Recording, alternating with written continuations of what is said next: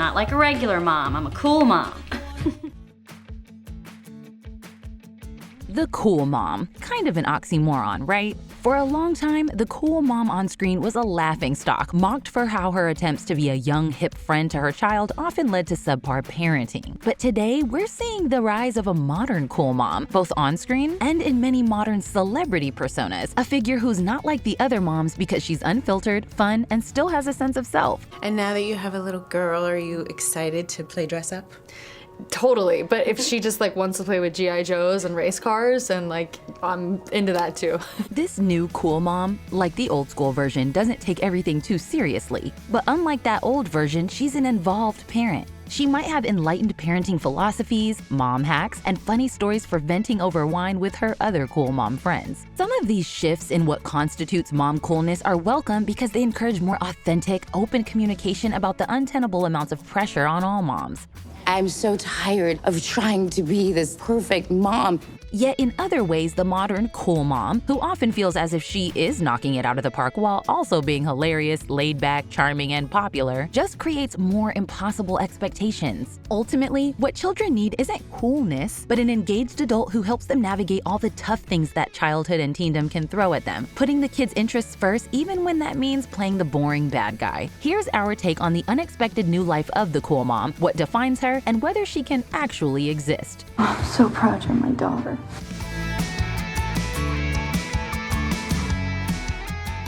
If you're new here, be sure to subscribe and click the bell to be notified about all of our new videos.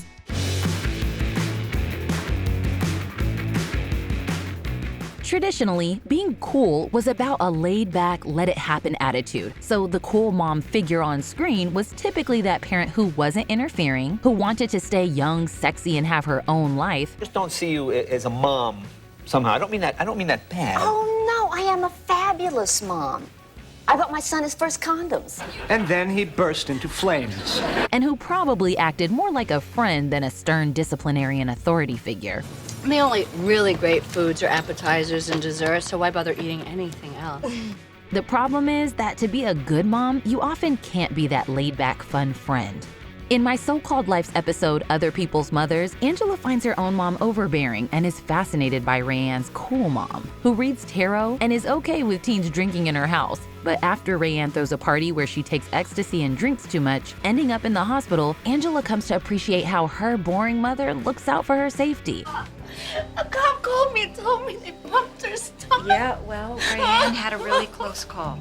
In popular 90s teen soap Beverly Hills 90210, Kelly Taylor's mom Jackie is a fun, glamorous former model. And at times, Jackie's looser, permissive style of parenting feels like a win for social life-oriented popular girl Kelly. In one famous plot, when dreamy Dylan McKay is choosing between Kelly and Brenda, Brenda's strict parents forbid her from going out to meet Dylan's former convict father, while Kelly is free to do so. And this is a factor in why Dylan picks Kelly.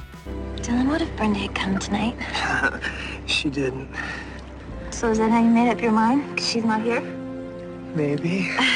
Still, in the long run, Jackie's struggles with addiction and preoccupation with her love life have left Kelly to often fend for herself, and Kelly's self-esteem suffers from having an absent dad and less reliable mom. Often, the cool mom ends up creating an inverted parental dynamic where the child feels they have to be the responsible one caring for the adult. The ultimate movie try-hard cool mom is Regina George's mother in Mean Girls. The movie mines comedy from mocking her misguided attempts to look and act young. What is the hot gossip? Tell me everything. What are you guys listening to? What's the cool jams? But on closer inspection, Mrs. George's behavior of trying to be her kid's friend rather than a mom is probably even more damaging than we might at first notice. Her performative act is a cliche of how she thinks a cool, open parent would behave, like when she says she'd rather Regina's friends drink at home. Is there alcohol in this? Oh God, honey, no. What kind of mother do you think I am?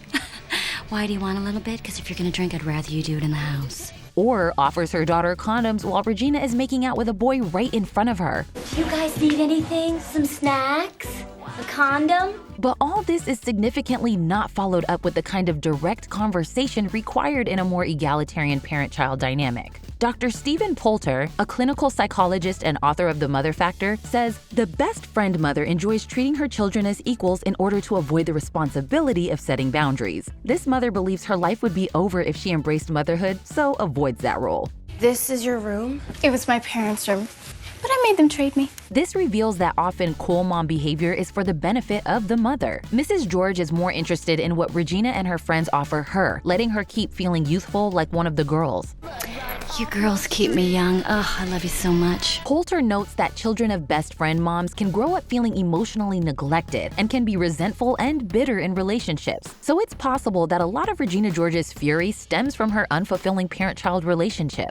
The cool parent is often trying to be seen as a cool or sexy person in the greater world's eyes. But the things that make us seem cool to others, even our kids' friends, are often deeply irritating to our kids. I love your mom. She's so cool. You live with her.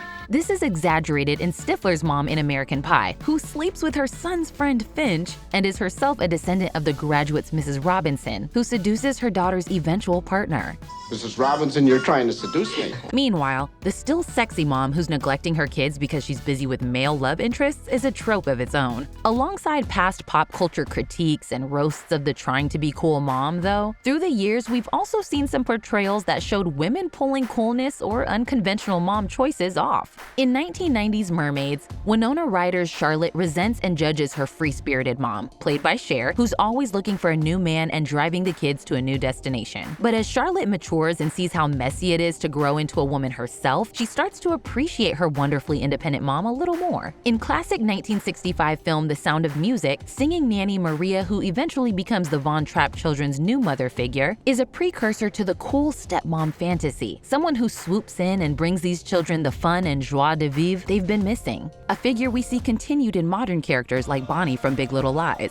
In Freaky Friday, we see how a child might imagine a cool parent when the child in question swaps bodies with her mom. The main takeaway from teenager Annie's perspective is that her mom should stop worrying about the time-consuming, less fun parts of parenting.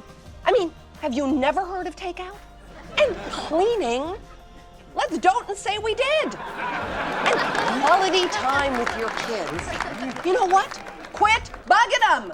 God, your mom's cool. But while it's tempting to avoid conflict with your kids to make them like you, good parenting isn't as simple as giving into your kids' every whim. There's a degree of inherent conflict between being totally fun and getting all the mom work done that your kids actually need. In Modern Family, Claire gets tired of how she and her husband fall into the stereotypical gender dynamics where the dad often gets to be the fun one. But the unglamorous domestic roles she takes on are crucial to their family, while the fun stuff doesn't happen to be Claire's forte. I don't like being you. Nobody does. We can see the clash between the good and the cool mother figures illustrated in 1998's Stepmom, where Susan Sarandon's Jackie is the quintessential stay-at-home, perfect mother who's absolutely not cool. She looks down on her children's cool soon-to-be stepmother, Julia Roberts' Isabel, as unreliable and unskilled as a parent. But Jackie also feels threatened by the allure of younger Isabel in her kids' eyes and even steals Isabel's ideas. There's a Pearl Jam concert on the 5th, and I would like to take Anna. You and I are going out in 10 minutes. On a school night? Uh-huh. Pearl Jam? Yeah. Oh, Mom, you are the coolest. Isn't my mom the coolest? In the end, as Jackie gets sick with cancer, the children need both of the different maternal figures, perhaps symbolizing that ideal motherhood is something of a balance or middle ground between these approaches. One of the most influential figures prefiguring a shift in how we view the cool mom was Gilmore Girls' Lorelai. She eats tons of junk food and shares clothes with her daughter Rory, and in part due to their relatively smaller age gap, the two share a friendship-style rapport. What about dinner? Should probably be something healthy since we've been eating junk the whole trip. We had lettuce on our burgers last night. We picked it off. But it left its essence. And whereas we saw single, young, less conventional moms like Lorelai had long been cautionary tales, the Gilmore Girls' mother-daughter closeness became aspirational. Aspects of their relationship fall into the classic cool mom inverted child as parent dynamic. Oh, I'm hungry. Have some more pizza. It's cold. Heat it up. It's not the same. Lorelai, go to your room. Yet Lorelai also differs from the try-hard cool mom in important ways. She's not neglectful or afraid to annoy her daughter with hard truths. If anything, she's unusually interfering and makes it known when she feels her daughter's making a mistake or a moral transgression. He's not your dean. He's Lindsay's dean. You're the other woman. She's an attentive, engaged parent who does enforce the boundaries and rules she deems important. She's just not a particularly conventional mom by the standards of her society. To Today, we're increasingly seeing celebrities who appear as the cool mom for a larger public. In fact, being a cool mom can even be a moneymaker. In recent years, parenting has become a way that celebrities endear themselves to fans, with icons like Kylie Jenner selling an idea that you can balance being a wildly successful businesswoman with motherhood without losing yourself or sacrificing your attention to your looks and self-care. My collection launches today at 3 p.m. I will see you guys there. In the 2010s, cool momfluencers were suddenly everywhere, representing the myth that you could be an awesome mom but also not like those other moms. Writer Anna Breslaw likens the modern rise of the cool rich mom to an extension of Gillian Flynn's Gone Girl critique of the cool girl, who pretends to be not like the other girls. Cool girl is gay. Cool girl is fun. I ate cold pizza and remained a size 2.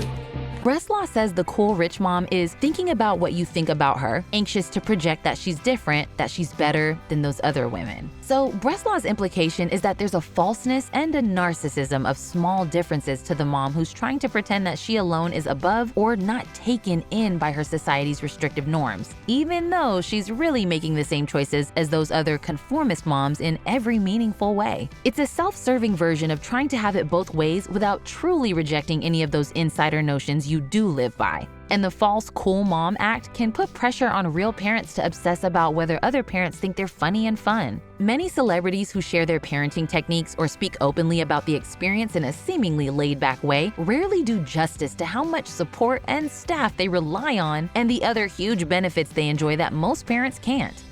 Can you share with me your secret to good parenting? I would say you just have to wing it. My sisters and I are on a group chat, always getting parenting advice. The fact is that motherhood can never live up to any kind of cool, having-it-all ideal, and inherently requires trade-offs. Even a rich movie star like Megan Fox faced this when her choice to spend time with her kids instead of employing others to do the whole job was framed in the media as a long career break. Because I've had 3 kids and still managed to star in a billion-dollar franchise. So I really didn't take a break. Like, I was still opening #1 worldwide. If I'm gonna have all of these kids, I need to actually parent them myself and mother them myself and not hire a staff of people to take care of them for me. These days, a new kind of mommy influencer has emerged and gained a lot of traction during the COVID-19 pandemic for her realistic and funny portrayals of parenthood. What really makes millennial moms cool to each other is opening up as humans and admitting that parenthood is actually really tough. In a world where so many parents are trying to create the illusion of unflappable perfection, it's precisely this honesty that seems really cool. In the Bad Moms franchise, Mila Kunis's protagonist realizes that in order to make her own and her family's life better, she has to stop terrorizing herself with the pressure to be the perfect mom. We're killing ourselves trying to be perfect, and it's making us insane. And Kunis herself has been super honest about how life gets in the way of those best intentions for her family. My intent every day is to bathe my children. I wake up every day and like, today I'm going to shower my kids. And then bedtime happens and I forgot to feed them. Actually, psychiatrists Alexandra Sachs and Catherine Berndorf claim in their book, What No One Tells You, A Guide to Your Emotions from Pregnancy to Motherhood, that honesty around the less glamorous parts of motherhood is vital. They aim to normalize the experience of matrescence, the stage of transition to motherhood. Although when people give birth, they become a parent biologically, they still haven't transitioned through the developmental stage of becoming one. Sachs and Berndorf say that the stage of matrescence can include a huge range of negative emotions and experiences, such as ambivalence and loneliness and feelings of failure. Honestly, even getting dressed just feels exhausting. By letting go of perfection and sharing our struggles with motherhood, we can make another mom feel better, which is surely one of the coolest things we can do. You said everything I've ever felt about being a mom, but couldn't say.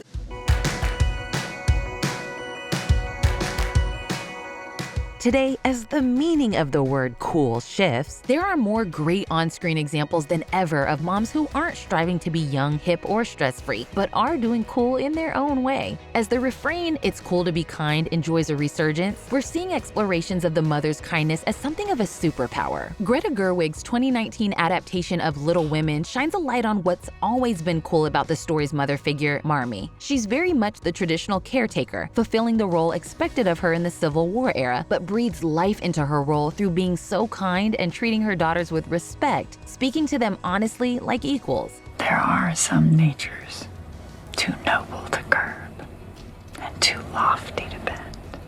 In return, they genuinely love her and hope to be like her in the fundamental ways, even if their specific futures will be different. Julieta in Encanto has amazing magical power, but her real power is how soft, supportive, and gentle she is with Mirabel. I wish you could see yourself the way I do. You are perfect. Just like this. In The Incredibles 2, when Supermom Elastigirl goes back to work and Mr. Incredible can't cope with primary caregiver parenting duties, this just makes us realize how easy she's been making it look all along, which is the real superheroism. In the 2000 series Friday Night Lights, Tammy demonstrated how being an attentive, present, communicative mom is itself very cool. After Tammy's husband Eric walks in on Julie and her boyfriend Matt in a post-coital embrace, Julie expects to be grounded, but instead of an authoritarian punishment, Tammy says, "You know, I'd like to be able to have a conversation with you about it." What follows is the sex talk many of us wish we'd had with our parents, a gentle, calm rundown that incorporates birth control, safety, and consent. You know, just because you're having sex this one time doesn't mean that you have to all the time. And, you know, if it ever starts feeling like he's taking it for granted or you're not enjoying it, you can stop anytime. She finishes up by telling Julie that the most important thing is, and I want you to always be able to talk to me, even if it's something so hard like this. Proof that even moms who are relatively straight-laced can be the coolest if they understand the value of relatedness with their child. Tammy's style aligns in many ways with recent studies that suggest the most effective parenting is often neither totally authoritarian nor totally permissive, but authoritative, offering boundaries and structure while also not being tyrannically rigid, communicating respectfully with the child, and being willing to adapt family rules when it makes sense. Darkly cool Morticia Addams is another retro inspiration for parenting in your own unique style that expresses your values and sense of self. I'm just like any modern woman trying to have it all. It's just I wish I had more time to seek out the dark forces and join their hellish crusade. Morticia may eschew a lot of the conventional rules about manners. May I have the salt? What do we say? Now. But she clearly has a strong bond of understanding with her kids and models a very loving spousal relationship with her husband Gomez, two things that many experts say are among the most important parts of raising well-adjusted kids. Likewise, today's cool moms in pop culture are a mix of doing their own thing to thrive as individuals and being attentive and present to their kids' particular personalities and needs. Today, we're seeing more portrayals of the unconventional mom who might not have a stable partner, career, or home life, but who's viewed through a tone of understanding and love. In Ginny and Georgia, the premise is that classic mother-daughter inversion that teen Ginny is more mature than her mother. But the story is interested in the trauma Georgia's been through and the wider culture they're part of. And it's admiring of Georgia's spirit, personality, and tenacity. The abuse thing. Is that why you're so strong? I would have been way stronger if I didn't have to spend so much energy dealing with that shit. In Little Fires Everywhere, Pearl sometimes struggles with her artist mother Mia's unconventional choices for her family, like never staying long in one place. But even if they've sometimes slept in a car and Mia's hiding some secrets, in many ways, Mia's self-determined path and the things she's given up have allowed her to remain a free, alive, and loving influence on her daughter. By contrast, the conventionally secure and stable mother in the story, Elena, privately feels trapped, which can make her act out in overbearing, toxic parenting behavior. There's all this pressure to be all of these things, to be perfect, but I'm not. I'm not perfect! Yes, you are! TV and movies are also full of cool, badass moms in highly dangerous worlds who remind us that attempting to shelter a child from the world is less effective than teaching them resilience. Or surrogate moms who are spiritually in tune with the children life brings their way. Why would she want some snotty, disobedient kid? Because she's a spectacularly wonderful child and I love her. In Pose's 1980s and 90s New York, Blanca becomes a mother to a new house in the ballroom scene, offering found family to young people who didn't get the support they needed from their biological families. And importantly, a wave of movies and shows are shining a light on the highly imperfect mother, who questions if she's really suited to the role as it exists in our society and struggles with how much of herself she's expected to sacrifice. Almost no mom, real or fictional, manages to avoid some level of judgment from others who think she's not doing it right. And it's important to acknowledge that many critical portrayals of not-so-cool moms have long been loaded with misogyny and classism. In reality, as the work of filmmaker Andrea Arnold explores, A neglectful or toxic not-so-cool mom who's absent, preoccupied by her love life, or bringing bad male role models into the picture is often dealing with impossible economic or social pressures. In Arnold's short film Wasp, the central single mother puts her children in a precarious situation so that she can go on a date. Give me a break.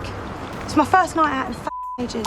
But when we're placed in the point of view of this young mother of 4 with no money or support, we can empathize with why she makes an immature, regrettable decision. In The Florida Project, Haley comes across as an irresponsibly neglectful mom, but she's super young, unable to find employment, and feels she has to make the bad choices that lead to her child being taken away from her. In the 2021 series Made, when highly attentive mother Alex attempts to escape an emotionally abusive relationship, it's the right, brave, and necessary decision, but it inevitably thrusts her into situations where she can't protect her child as well as she wants to. We are in a temporary housing apartment with a mold problem. Then you need to move. I can't afford anything else. Well, she needs you to do better.